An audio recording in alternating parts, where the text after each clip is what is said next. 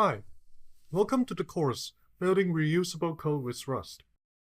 This course will guide you through core language features in Rust that will help you build modular, clean, and reusable code. So a little bit about myself. My name is Xing Liu. I am a full-stack developer. I used to work at Mozilla and as a server contributor. So I have worked professionally on Rust for a few years.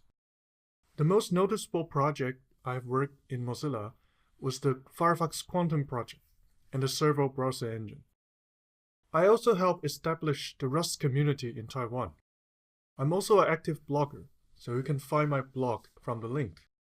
As we said, this course will guide you through the core language features in Rust that can help you build modular and clean code.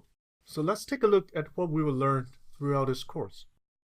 In the first section, we will talk about basic ideas of code reuse, and we will recap the very basics like loops, iterators, functional loops, and functions.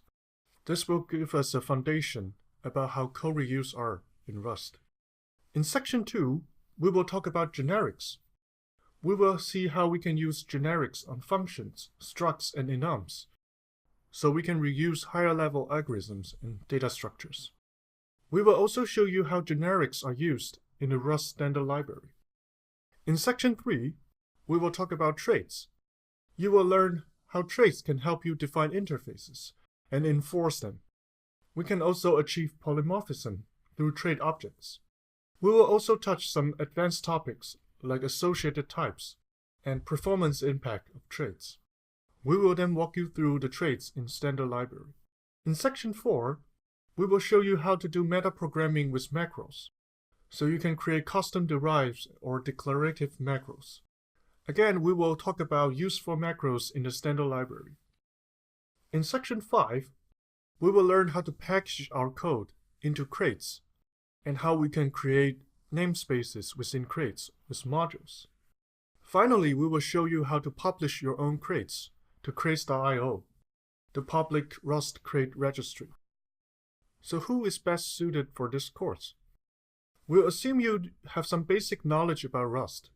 So you might study Rust through a book or some introductory course.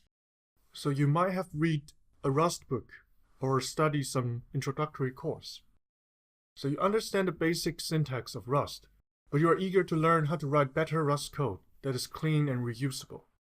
We also won't go into deep detail about some basic Rust terminologies like ownership and borrowing. So it's best to recap them before you take this course, but it's not a hard requirement. Okay, so let's get started.